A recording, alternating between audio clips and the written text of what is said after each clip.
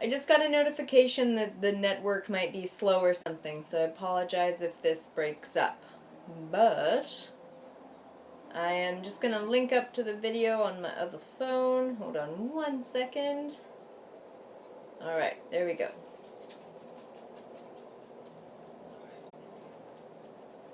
Okay, so I wanted to start today because I notify people via Instagram that I'm going to be doing a live chat, yeah? And then a lot of people end up asking me questions over there. Hi, Melanie! And a question that I got on the Instagram was from someone who I know has been following me for a little while because I've seen, I've seen them comment before, but she commented and she was asking about weight loss and feeling like, hi, Jacqueline, and she was feeling like she didn't, I'm trying to paraphrase, and I'm trying not to look at the comments because they distract me. She said that she felt like her body was losing weight in an unusual way, or that she was losing weight in a way that's like somehow unacceptable or unusual. She was saying that she felt like her face was fat and her upper arms were fat when other parts of her weren't as big as they were supposed to be. And I read that and I was like, yeah, okay, maybe, sure. And I went to her account and I kind of looked at the pictures, and what I realized was going on was that nothing unusual is happening with this girl. Like, she's a beautiful woman, a beautiful young woman. And there's nothing overweight or chubby about her, so I think it's mostly a case of body dysmorphia, which is something that we all deal with. And I don't want to, shout someone out and put them on blast and whatever. But I think we got to accept sometimes that when we look at ourselves, we don't always see what's really there, right? There's a lot of body dysmorphia that goes on. I remember looking at my body when I weighed 95 pounds and thinking, still gotta lose 10 and then I'll be perfect. When I look at pictures of myself back then and I'm like, wow, I look really sick.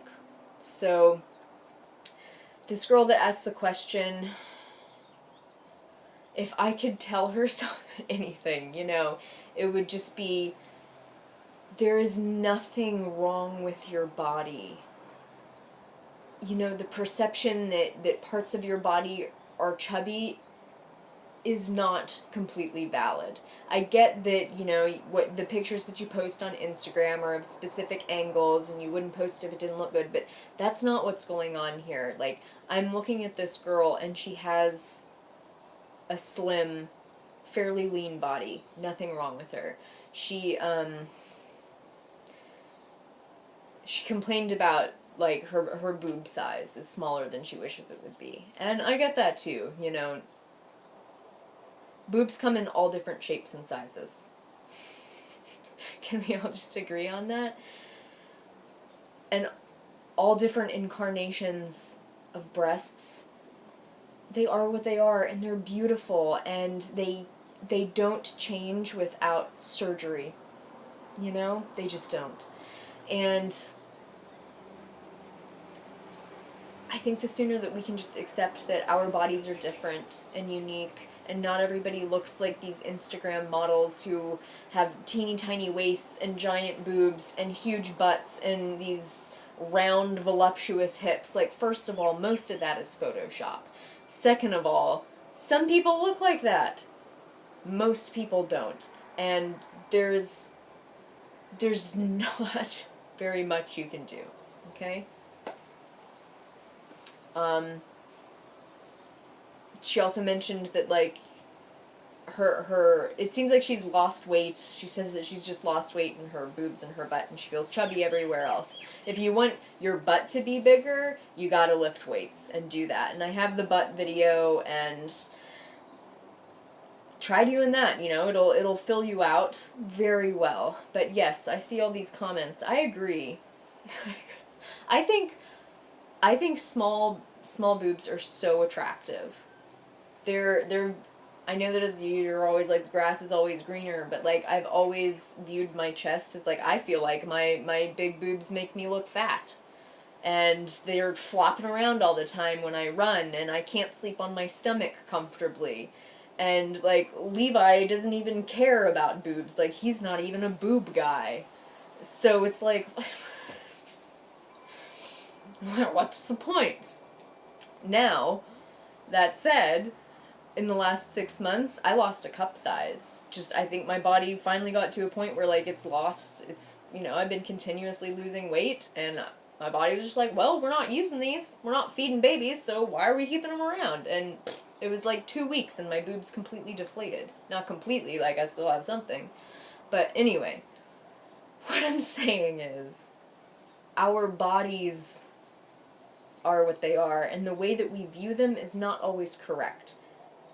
Also, that said, they are a bit of a pain, Sarah. I love them too, but they're a pain. Also, that said, she had posted in the comment that, this is her quote, she feels like the embodiment of existential dread. And I read that, and I was like, me too. I feel like that too. And I don't feel like it's an unreasonable way to feel, I feel like we have good reason to feel that way. It's like, even if my mother wasn't an abusive narcissist who just, like, eviscerated my sense of self-worth, even if my first long-term relationship hadn't ended with him, like, choking me and me having to call the police, like, even if that stuff hadn't have happened, I still have a perfectly good reason to look at the world right now and just say, like, what's the point? Or, how do I function with this? It's tough. It's tough. I think it might be, have been this way for the entirety of, like, human existence. Life has always been rough. So I don't want to say that, like, today especially is tough. But, the news reports are nonstop, and most of it's not good news, There's a lot to be encouraged about, for sure, but it's tough, right? It's tough. So I say this because I think I was raised in such a way, I grew up in such a way where, and I think a lot of other people have, including this girl who commented, where I was raised in such a way to be hypercritical of myself, of being hypercritical of the world around me, of being filled with dread and hopelessness and feeling like I didn't have the resources that I needed to be able to change my environment. I felt weak. I felt like I was up against more than I could handle. And those are the neural pathways in my brain that were strengthened as my brain formed, right? And I think this has happened for a lot of people. So now we feel like we're stuck in these patterns. We're morose, we're suicidal, we're depressed. We just, like, I feel like some days I just can't function right. I feel like my brain is broken, but it's not that it's broken, it's not that I'm weak, it's that those are the neural pathways that are the strongest, and so that is the habit that I fall into the easiest. And I don't say that to try to be condescending or to try to take away from the acuteness of these feelings, right? Because they're intense and they're strong and they hurt and they are so frustrating. I know I'm frustrated with myself all the time. I know Levi is frustrated with me and my ability to sink into depression and self-loathing. I know that frustrates him sometimes, because no one wants to be around someone who gets the way I get sometimes. I know that my freaking therapist is frustrated with me sometimes, because she's like, oh great, let's do this again. Okay, sure. But sometimes those neural pathways get the best of me, and I slip right back into it, and it's too easy. And I just want to say to myself, I want to say to everyone else, like, it's valid. It's valid to have these feelings. I think what's equally as important as validation is accepting that we are responsible for our feelings in a big way, and understanding that, like, the world isn't broken, our brains aren't broken, we are not weak. These are neural pathways. They can change, they're hard to change, right? And it is our responsibility to change them. If we want to be happy, like, if you want to be miserable and drag your way through life and just bring everybody down and have people avoid you and be unhappy with you and get resentful about that, then sure, I mean, you can do that. I'm not going to stop you. I'm probably not going to want to hang out with you very much. But I don't want to hang out with myself all the time either, right? I'm stuck with me, though. But it's my responsibility to wake up every day and choose to get myself to think in a way that's going to fill me up instead of drain me. And that's not false positivity. Sometimes I have to blow sunshine up my own ass. That's just, is that just a given? I think so, okay?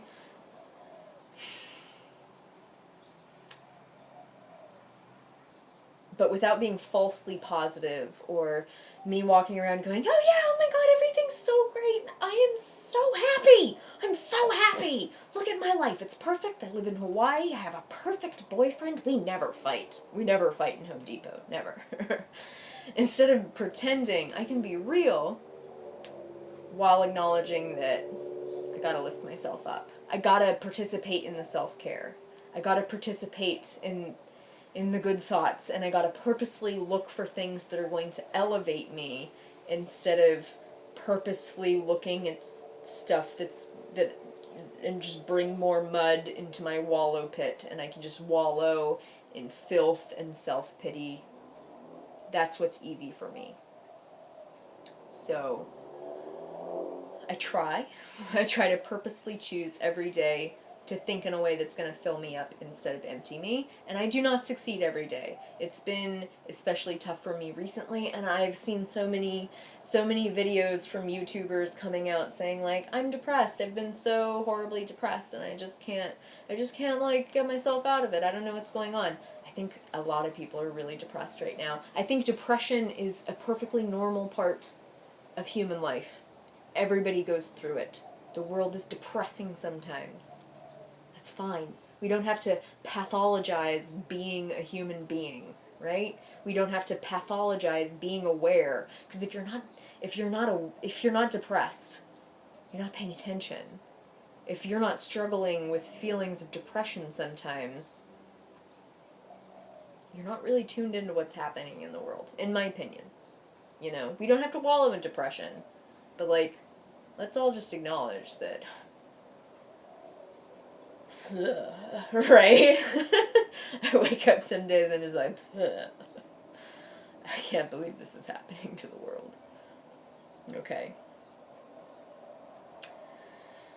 You know, Jacqueline, yes, my deepest hope is to reach girls when they're younger, or, I mean, boys too, but younger people, and let them know that, like, these struggles happen. And it is what it is. Like, you just have to learn to live with it, live through it. I'm not sure we'll ever get to the other side of depression. Like, I used to believe, oh, I'm so depressed right now, but one day I'm not going to be depressed. Like, I'm going to crack the code, and then I'm never going to be depressed again. Right? That's not going to happen. That doesn't happen. Make good choices, make better choices for yourself. That's absolutely right. If you make a poster, let me know. I might order a copy from you. Okay, so that said, okay, so I'm thinking about a tagline for my channel, right? God, should I even tell? Is a troll watching? They're going to try to steal the tagline for my channel? Anyway, let me know what you guys think of this tagline, okay? I'll be waiting for your reactions. The vegan big sister you never had. Do you like it? Does that like connect with you? Okay. Tam T, what did you miss? Do you want me to start again? I'm sorry, I can't start again. You like it? No. Someone says no. Got 3 loves it and 1 no. Alright. And then I was thinking, like, it could be, like, the big sister. I'm not sure if I want it to be, like, the big sister you never had, or the big sister you wish you had, or the big sister you always wanted, just to, like, keep it more positive. But then have, like, a little carrot that goes up, and it could say vegan, or my friend Annie, she was thinking, like, it could say other stuff too, like yogi or mindful or plant-based or whatever, you know. It's like the little carrot could change. But since yeah, the vegan BFF, that's true. I just thought, because so many of you guys have asked me to adopt you, and I asked Levi. I asked him. He said no. He said no adopted YouTubers. I'm sorry. Okay. You never had is the best. Okay, thank you for the feedback, you guys. The tagline, but what is my essence? I want my essence to be... Someone says the tagline doesn't capture my essence. But I'm not sure what that essence is, you know? It's like it has to be quick and concise. You know, one sentence that's easy and people can connect with, and then it's like so much that I do is, you know, giving advice. I don't like to preach to people. I love preaching to people, let's be real. I love it. But giving advice is something that I do quite often. But it's not just about diet. It's not just about hydration or lifestyle. It's, you know, like we're just having a good talk about depression and body positivity and self-perception. And that stuff is so much a part of life. And then I get asked a lot for, like, relationship advice, which... And I thought about, I thought about the tagline just being, like, make better choices for yourself, but I understand that that's kind of off-putting for a lot of people, because it sounds like I'm demanding them do something, or I'm implying that their choices aren't already good, and some people do take offense to that. Yeah. Name it preach, sister, preach. Thanks, Lindsay. Yeah. Okay. Can you be my vegan little sister? Yeah, I would do that. I'd totally do that. That, too, is something that's been affecting my mental well-being, is my dad is kind of trying to get my sister and I to speak again. And this is how I feel about it. So I'm just like, I don't know if I don't know if I want to do that. But, I mean, she's my big sister. Yeah, I'm still just feeling like this. So.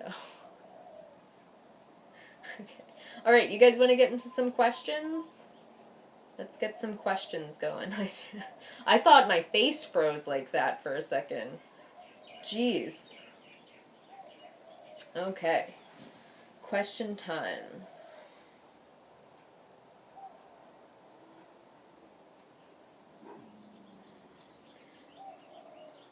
Jacqueline, I accept you as my personal mother and savior. Have I ever been raw vegan? Yes, I was raw vegan for 9 months. How I finally succeeded on veganism was as a raw vegan, and I did it hardcore. Like, I didn't eat onions, I didn't eat garlic, no spices, no stimulating food, no oils, no nothing. Raw vegan, high fruit. It went pretty well, but it just wasn't sustainable. I actually just recorded a video before I did this that is my raw food community horror story.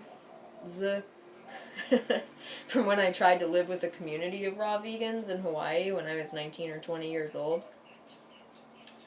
It was like...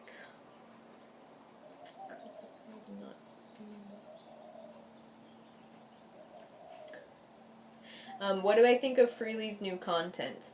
I am happy that I'm happy that Freely seems to be a little bit happier. And you know, this is something that I also wanted to bring up today. I watched a video this morning that someone just uploaded yesterday, because apparently yesterday was like International Narcissist Awareness Month or Day, International Narcissist Awareness Day, and someone uploaded a video about Harley's behavior and how he is a pretty well diagnosable hardcore narcissist. And I watched that video and I can't say that I disagree, you know, but I also saw, I was watching it and I was like, wow, that's my mom. Interesting. Very interesting.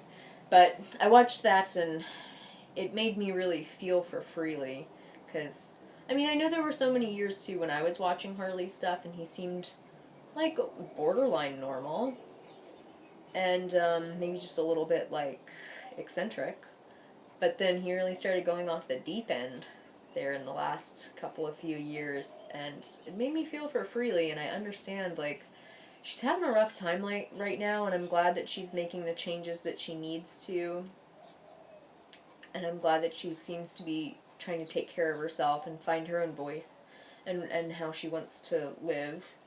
I've been watching it every now and then, but I've been so busy lately that I haven't been watching much YouTube, except for that hour and 15-minute narcissist video. Have you ever considered organizing an event? Yes, right now main focus is like ebooks and website and getting that up. And after that, I am definitely open to doing some kind of retreat. I'm investigating it and looking into it, and this is something that I could use feedback from you guys as well, which is price points, because some of the people I'm talking to, they're saying that like for a 7-day retreat, it's going to be like $1,500, and I'm like, I'm not sure I would pay that for a retreat. I just don't feel like that's, I don't know. Maybe it's totally reasonable. Maybe it's not. But I want to find something that's like affordable. I want to be able to offer different options for people. And then finding the right location as well. Like, would people prefer to be in Hilo area, or would people prefer to be like out on, you know, on the Hamakua coast with a beautiful ocean view, or in Lower Puna in the jungle? You know, we got things to talk about. Yeah. But yeah. So we'll just see how it goes. Like, it would probably be in 2018 if I did a retreat. So it's like it's a little bit further away, and then there would be other things like I would love to cook with you guys, so I'd like to have kitchen facilities available, and I'd love to be a part of that, but also being aware that like I can't cook all the meals and be talking to people and be like organizing outings. So I have to find people that I trust who I can delegate these things to, and that would have to incorporate me not feeling like everyone is completely incompetent except for me, which is apparently a symptom of narcissism. I didn't know that until today. Okay. What tools are good for avoiding emotional eating? Meditation? What if friends are not around and I find myself reaching for comfort food? Good question. So, emotional eating, the whole thing about it is that you're eating to avoid your emotions, right? So, what I found, as horrifyingly awful as it is, the best thing you can do is actually face those emotions. I don't want to specify too much, but I'll use myself as an example. I used to emotionally eat, be that like I would just, you know, be slowly snacking. Sometimes it would devolve into like an uncontrollable binge where I ate until I was so stuffed that I genuinely wondered if my stomach was going to pop. there are lots of times when I come home and like I just want to eat eat something while standing in front of the refrigerator and just mindlessly eating it, right? That's emotional type eating. The feelings that I was avoiding was being really scared for my future and feeling really anxious about what I was going to be able to do with my life, and feeling really ashamed of my past, and feeling really scared that I was who my mom said I was, which was a monstrous, unlovable human. You know, that's what I was afraid of. Deep down, it's not like I was walking around having this conscious thought, like, I'm a monster. No one could love me. You know, my brain was obviously trying to avoid that thought at all costs. So it would avoid it with obsessively thinking about other stuff. It would avoid it by obsessively trying to always have a boyfriend or a love interest, or obsessively drinking or smoking, or if I just couldn't manage myself, I'd end up cutting myself, you know? It was all kinds of things. My most reliable go-to was, you know, eating.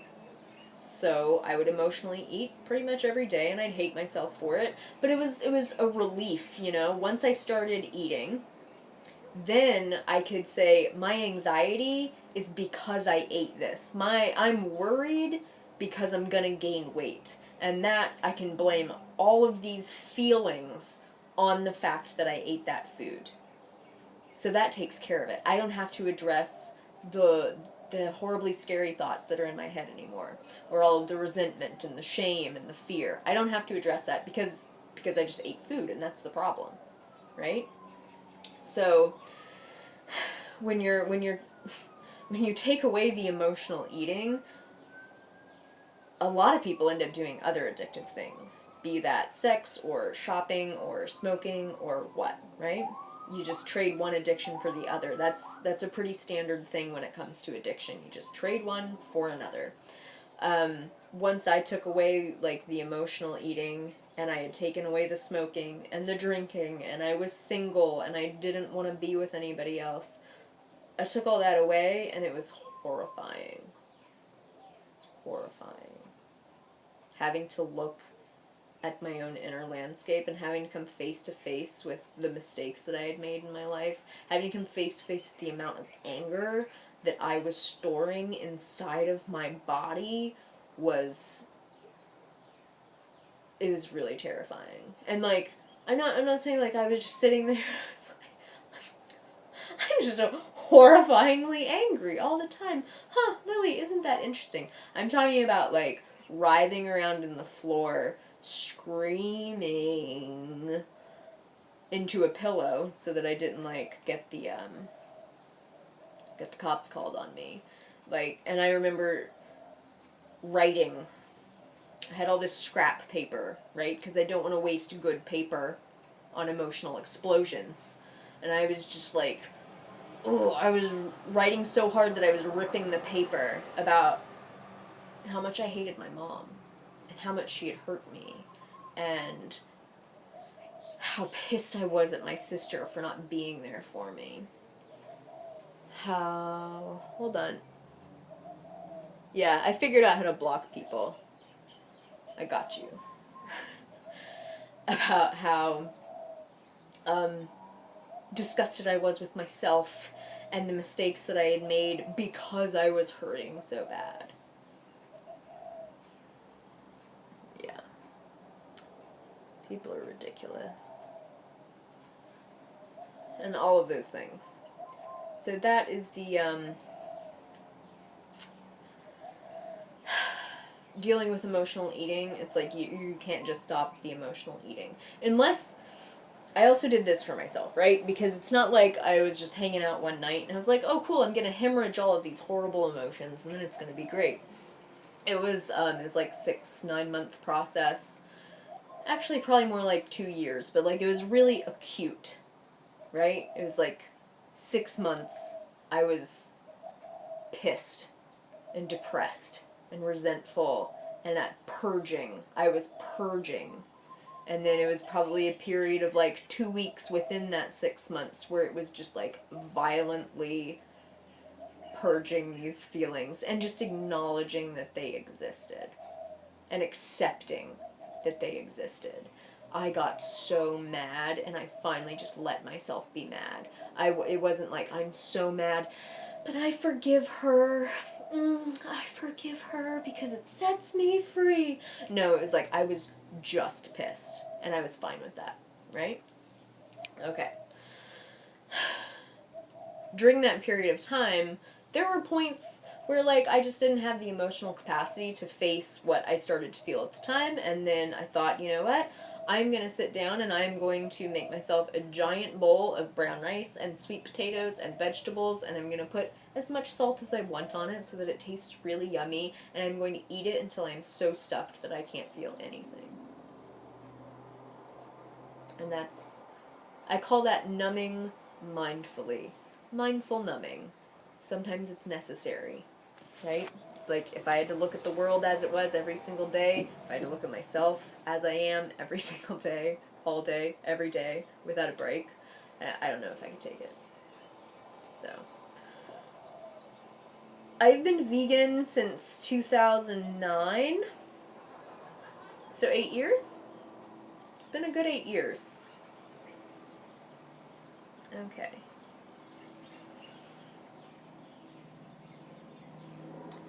Yeah, that's a good question. Someone says they have the same type of mother, which makes it hard for me to love or let others love me. Because if your mother doesn't seem to love you, why would anyone else? Yeah, that's how it feels. That's how it feels.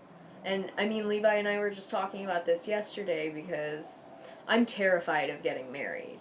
And I think he's pretty terrified of getting married too, right? Between my mom and my dad and my sister, 10 marriages. Okay? 2 of those are still in existence. Still happening. I'm terrified of getting married. Like, why would anybody do it? It's obviously... Anyway.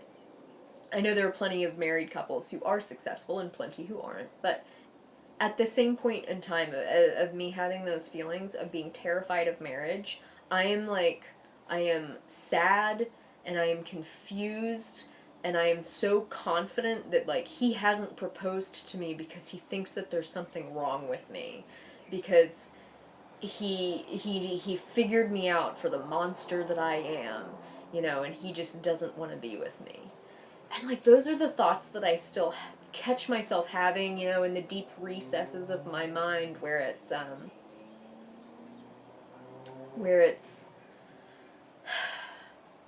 like, that's not a conscious thought that I want to admit to anyone. That, like, I'm desperate to get married, and, like, I'm angry because my boyfriend won't propose to me. Like, what the fuck is up with that? I don't want to be that person. But at the same point in time, I'm having these feelings because I deeply want someone to want to marry me so that they can validate that I'm a worthy person. And that's what this kind of upbringing does to you. Someone asked, have I been to Kauai? I have been to Kauai. We went 2 years ago. I made a video about it. It was like one of the very, very, very first videos we made. Very different style of video. But I still love it. Let's see here. Oh, we've talked about not being married. Like, we had a therapy session about it last night, and we were talking about it, and just like, I'm terrified. I don't think I want to get married. We've talked about it several times. He's terrified. He doesn't want to get married. Like, we're both just like, why sign the papers? And I'm like, health insurance. No, I'm kidding. Blame it on the patriarchy. Yeah. And then I was talking to him yesterday, and he's like, you keep bringing it up. And it ruins the surprise. He's like, I have a plan to do it. And I was like, no, you don't. You're so ridiculous.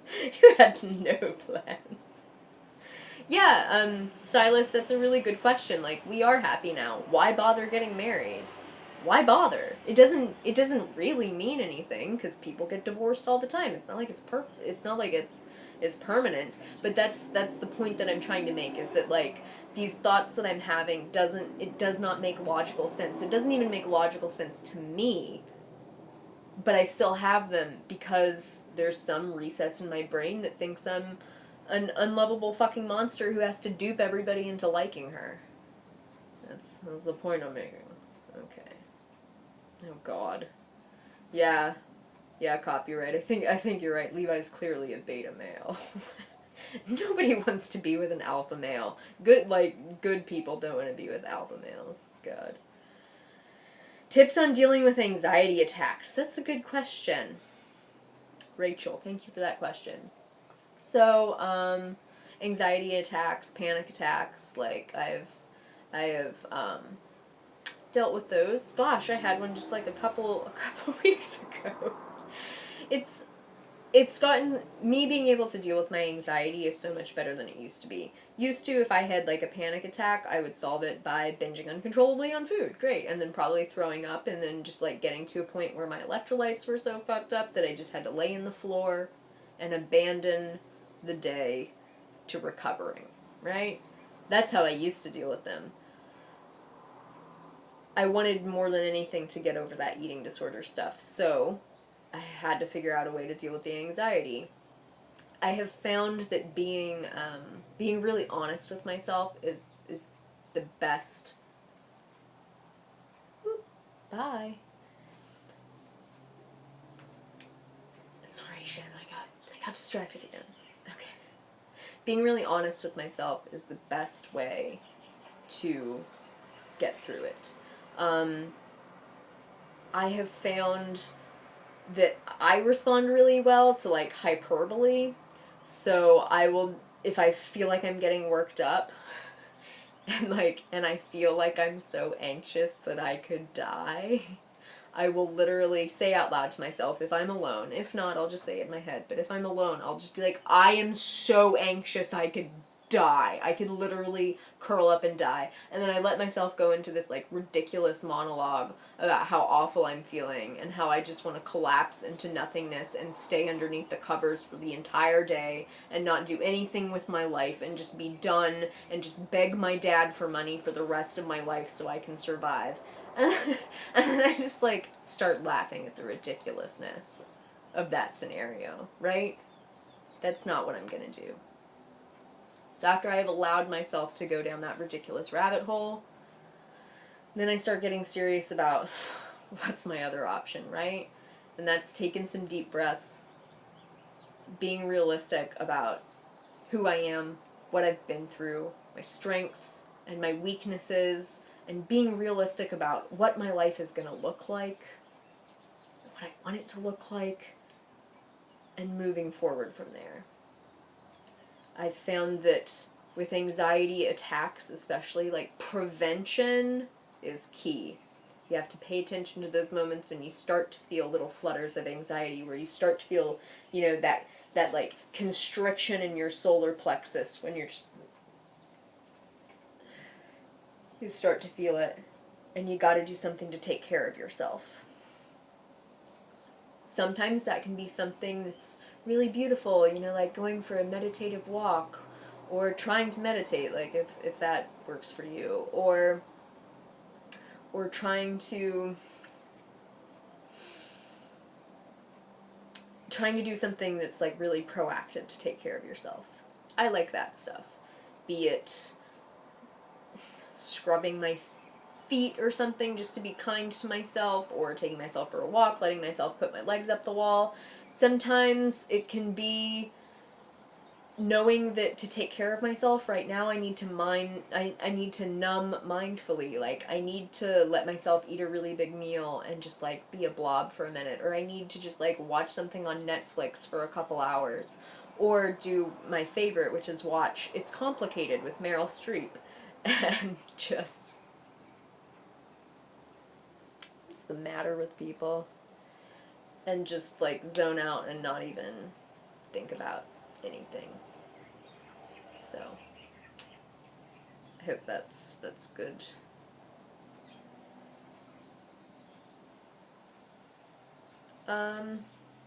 Linda is asking, Could you make a video about good probiotics? After taking antibiotics last year, I took a probiotic with only one strain of lactobacteria, and I'm still recovering from weight gain and other big issues. Yeah, so,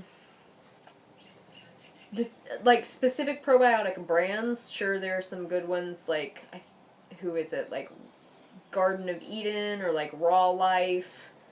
There are plenty of fine brands.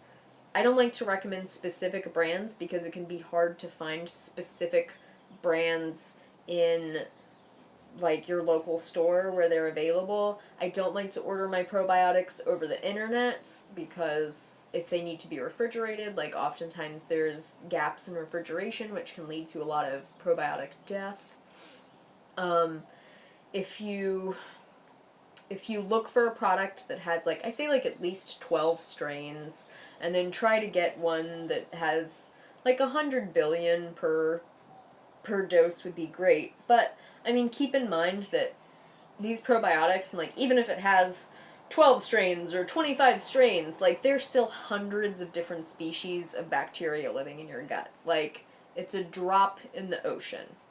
It doesn't hurt to take them to try to get yourself more balanced, but the most important thing is to eat tons of prebiotics to feed the healthy bacteria that are already in your gut. Because even if you take antibiotics, it's not going to wipe everything out. You know, there's still going to be little crooks and crevices where some bacteria survive. The problem is when those bacteria end up being, like, pathogenic bacteria. And then those start breeding. So what's most important is to provide yourself with tons of prebiotics, take some probiotics, as many strains as possible.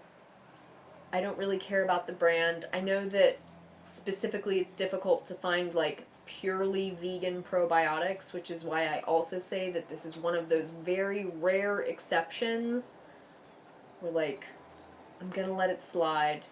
If you want to get a probiotic, it's not strictly vegan, and take that to get yourself back on track. Because if you're dealing with weight gain and a bunch of other issues, like, the primarily important thing is to just get yourself back on track. Health-wise, right? So you can continue to succeed eating a vegan diet, right? You know, plant-based diet. Whatever. Sleeping on pillows bad for your posture.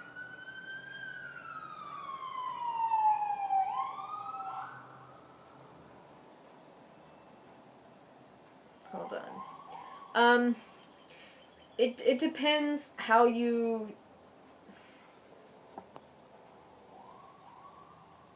Hold on. Okay. Sorry. I know weirdos get in here. I'm trying to... It's hard for me to pay attention to the comments and then also, like, moderate and speak at the same time. Sleeping on pillows. It depends on how you sleep. If you're a side sleeper, you need something that's going to prop you up. Like, we just got a really, really hard mattress, and I love it. It's literally like sleeping on a board. We were sleeping on a wooden board for a few nights, but I started getting bruises on my hips, so we got some, like, really firm, thin foam that I'm sleeping on now, and I friggin' love it. But I found that because I sleep on my side, now I need, like, 2 nice big pillows to prop myself up so that my head isn't down like this. If you're a back sleeper, and then you sleep with a pillow underneath your neck and it pushes your head forward, that's not good for posture at all.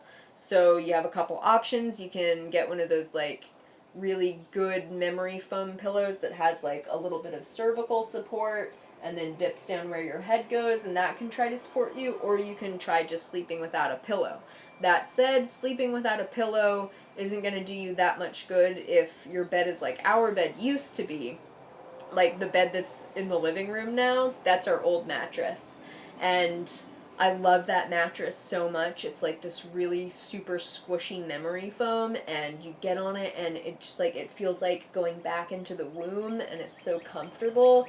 But we found that when we woke up in the morning, we were both kind of, like, hunched over and really stiff and couldn't move, right? It's just not a good look. So switching to the really firm mattress helped me a lot. Like, I wake up now and I feel like I just did an hour of yoga. Like, it just feels good. That firm mattress changed my life. But, for sleeping on pillows specifically, it depends on what position you sleep in. You just want to have your spine, like, as straight, as close to neutral as possible. So maintaining the really slight curves, right? Yeah, someone, yeah, 5X Disney fans sleep on my stomach 50% of the time, and I know it's bad. Yeah, it's hard to break sleeping habits, and good sleep is so important that I don't want to harp on people like, you have to sleep in a certain position, because sleep how it's most restful to you. I was taught in massage school that sleeping on your stomach is the worst position that you can sleep in, right? I've found that instead of sleeping on my stomach, it helps to sleep, like, kind of on my side, half stomach, and then pull my knee up, and then prop pillows underneath my stomach, so it kind of, like, cocks me to the side, right? So my neck isn't totally twisted. That can be helpful. And then you still get that, like, contact on your stomach that's really comforting without being totally face down on the mattress. But after I learned that in massage school, that was the first time I ever started sleeping on my stomach. So I was like, if it's so bad, there must be something awesome about this. So now, people have issues. I'm sorry. Block. Okay.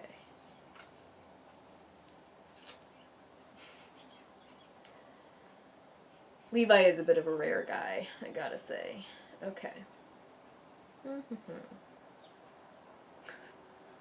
That's impressive that someone could sleep on their stomach during pregnancy. It's not good to sleep on your stomach because then you have to, like, turn your head all the way to the side, and it just, like, kinks your neck in not a great way. I usually sleep on my stomach now, switch to my back at some point in the night, and then finish off in the morning on my stomach with my neck twisted in a way that it shouldn't be. Beginner yoga, any tips? I'm feeling uncomfortable. For beginners, I think it's best to find a really kind, knowledgeable teacher and to go to beginner classes. Like, don't drop in on the intermediate class. Don't do that. Like, do a beginner's class, find a beginner's series, if at all possible. Ask people for tips for, yoga places in your area that they like, that kind of stuff. Hold on. I'm going to get to your juice fasting question. I know I've seen it several times. Hold on. No, hold on. For yoga, I think it's just really important to,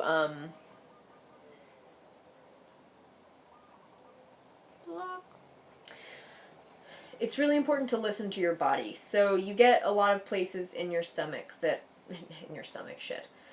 you get a lot of places in your muscles and your fascia that are, like, stuck and really painful. So movements that, should feel really good won't necessarily feel good. You have to work with your body slowly to get those places to open up. I really love restorative yoga for this. Restorative yoga is a great way to be moving your body into new and different planes of movement, without really stressing your body. It's a great way to get more familiar with being inside your body and paying attention to the way it actually feels, because so many of us have just been going through life and not paying attention to our body, or trying to ignore places of pain and shut it out or go numb instead of paying attention to it. So, restorative yoga. Yin yoga can be good. It's a lot of seated postures, which isn't great for people with tight hamstrings, but with the right teacher it can be okay. But mostly just take your time. If it hurts, pay attention to that and back off. And remember that yoga teachers don't know everything, right? Most of them are actually pretty not smart.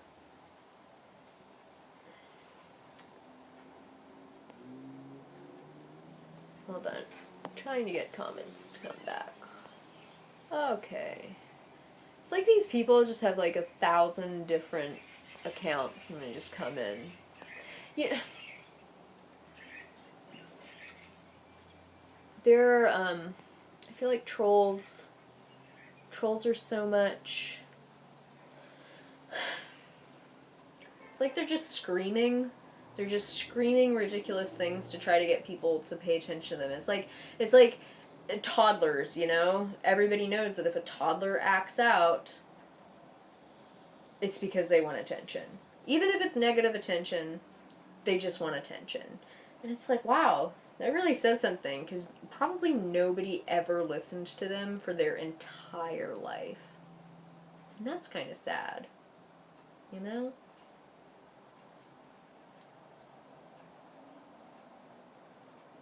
Yeah. Thanks, Elizabeth. I've been trying to figure out this live stream stuff, because the live stream on the computer, because I'm using my iPad right now, because the YouTube app allows you to live stream really easily without having to download specific software, do like encoding interfaces or whatever. And there it's really easy to set moderators. I'm not sure. I'm clicking on them and blocking them, so they'll be blocked from the entire channel now. But like I can't make people in the comments moderators. I wish I could, and I believe there's not an option to ban specific words from the app, but I'm still looking forward to it. Anyway, juice fasting for healing. Whoops. Juice fasting for healing. All right. We can talk about intermittent fasting as well.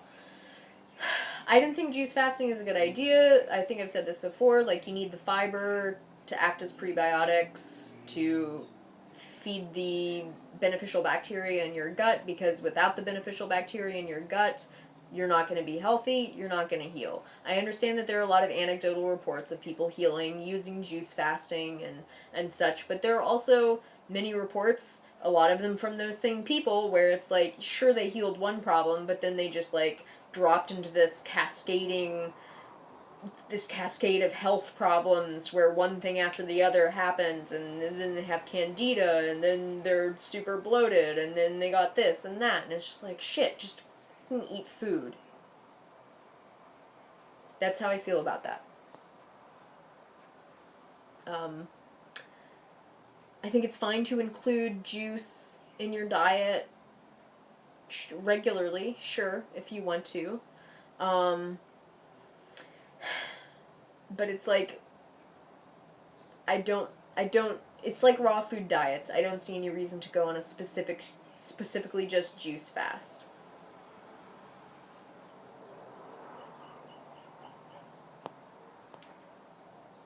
And that...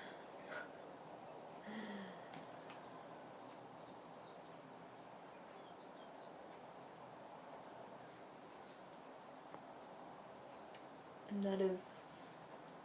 Sorry, these comments are just ridiculous. I feel similarly about intermittent fasting. I had a video up about it for a while, but I did take down, or I, made it private, just because I'd like to kind of revisit the idea of intermittent fasting. So much of my opinion of intermittent fasting being a bad idea is because I was coming from a past of eating disorders and restriction and making up all of these rules about what I could and couldn't eat and when I could eat it, that it bogged me down and got me to a really unhealthy place. What I like about intermittent fasting is that it can allow other people some flexibility. Like, now I'm at a place in my life where I feel like I don't necessarily want to eat first thing in the morning, especially on some days, or it just, feels good to have a longer break in between meals. So I don't want to say that people who do intermittent fasting are just like outright wrong, because I understand that it does seem to work for some people and it does seem to produce good benefits for some people as far as weight loss goes, but so does just eating a whole plant food diet 3 meals a day or 4 meals a day. And that's that's fine too. So I know some people have said, like, oh, I couldn't lose weight, and then I tried intermittent fasting and it worked just fine. That's what it is.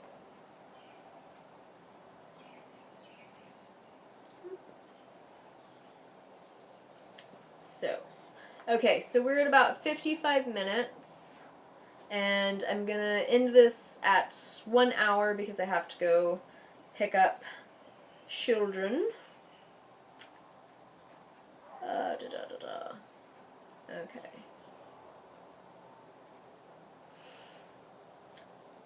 My opinion on vegan meal replacement powder / shakes when busy schedule to get necessary nutrients / vitamins. They're definitely not ideal. And the nutrients and vitamins that you're going to get from those supplements or meal replacements they're isolated nutrient supplements.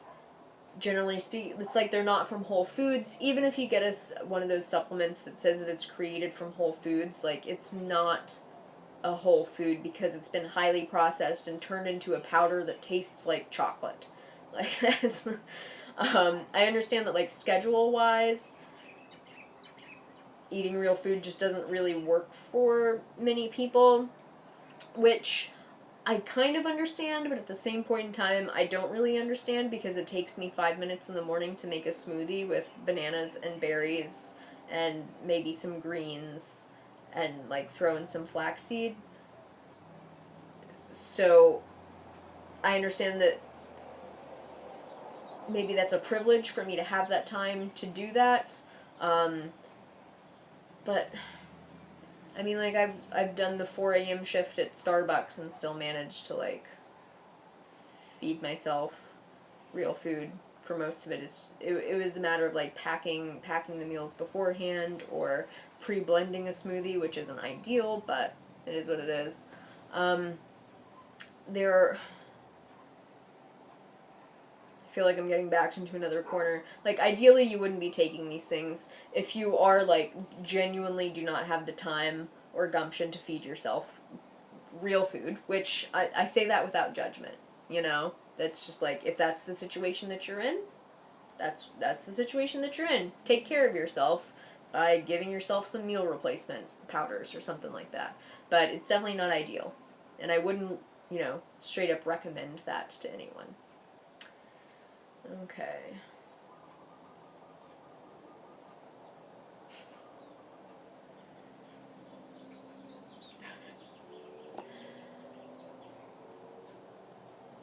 I think someone wants to talk about abortions.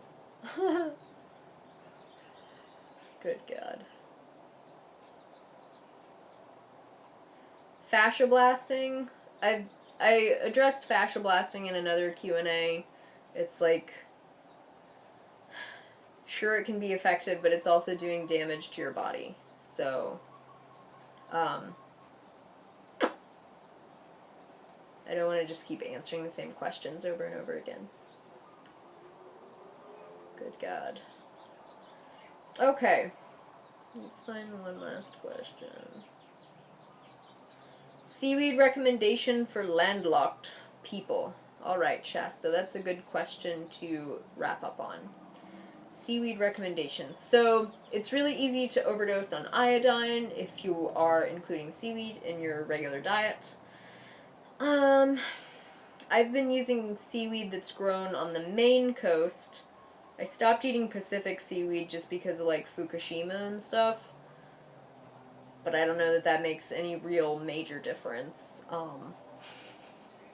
But Dr. Greger recommends, and I mean, it's not just Dr. Greger, like, this is just the consensus, is you don't want more than 100 or 150 micrograms of iodine per day, so you're talking about 1.5 sheets of roasted nori, or I think it's half a teaspoon of flaked dulse. Those are, in my opinion, the best bets. Other forms of seaweed, like, I'm probably not pronouncing this right, but like arame, sorry. I've heard that it can have, like, contaminants in it.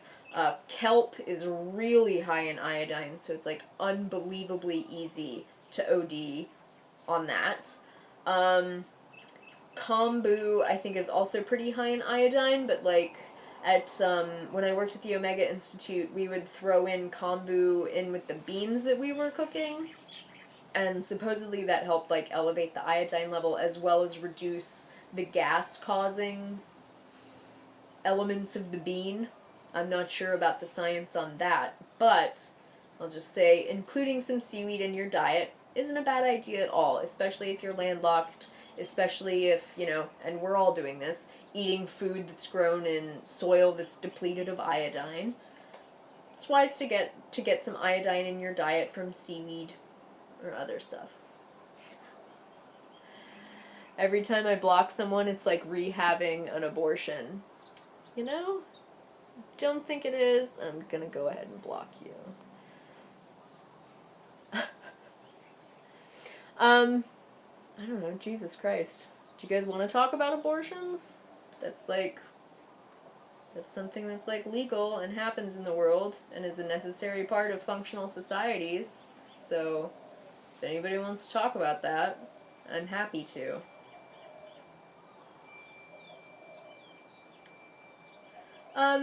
Yeah, kelp supplements aren't the wisest, but it can cause some issues for your thyroid. I'm glad that you're not taking them anymore. Okay, anyway. Sarah, don't lose faith in humanity again. There are some good people, and there are some shit show human beings as well. Kombucha, okay, I'll answer. Gosh, I feel like we always get into this. I just want to answer more questions. Kombucha is like a fun fizzy drink, okay? It's a fun fizzy drink. Especially the commercial kombuchas, I highly question that there are any probiotics in there, especially probiotics that want to go from living in tea to living in your guts, right? So, is it detoxifying? Probably not as much. It's probably just as detoxifying as like drinking water. I know that they say that there are chemicals or enzymes that like help draw impurities out of your body, but I just don't. So, it's like if you want to drink kombucha, we drink kombucha sometimes when we go out to like a party and we'll sip it and it's fun because it's fizzy and it tastes good, but it's like super high.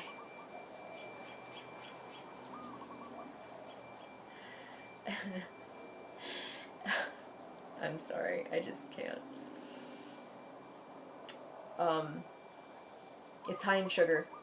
It's not a good idea. I know I've seen this question a couple times. Sorry to keep asking, but do you have any thoughts on eating based on metabolic type? I'm not totally sure what you mean by metabolic type, and my recommendations, like, across the board are whole plant foods, predominantly, like, carbohydrate-rich and fiber-rich plant foods across the board, and that's generally, like, the best. So I'm not sure what these exact metabolic types things are. I'm not sure if it's like one person who's obsessed with abortions or if it's like a group of people that decided to like come and be obsessed with abortions together. But I guess they have a lot of accounts that are really focused on abortions. Okay, I'm sorry, but did you know that Walgreens has a sale on coat hangers? Luckily, I live in the United States of America where having an abortion is legal, so you don't need coat hangers. You can go to a doctor and have it done safely. And that's a beautiful thing, by the way. That's a very important part of functional societies. Right? Okay. On that happy note, I'm gonna have to wrap this up. Melissa, I'm glad that you're a new subscriber, Melissa. I'm sorry you showed up exactly right. I think he is just mad that his mom regretted what happened. Anyway, we're gonna wrap up. I have to go pick up the kids, and I'm gonna go buy like 30 pounds of sweet potatoes right now to take care of my probiotic gut bugs. I'm sorry, Sarah. I'm sorry, I've been talking for an hour. My voice is getting hoarse. Okay, so yes, I will see you all next Friday. I could also do it next Saturday, I believe. Just, I want to try to like mix up the days and times a little bit so different people from different parts of the world can tune in and ask questions and everything.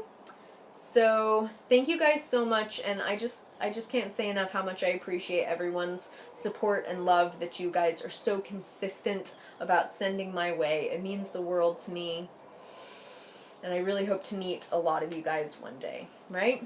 Okay, so thank you so much. Thanks, I'm trying to delete people, man. I'm trying to delete people. Okay, anyway, thank you guys so much. I love you guys. I will see you, and make better choices for yourself. And take really, really good care. I'll see you all soon. Bye.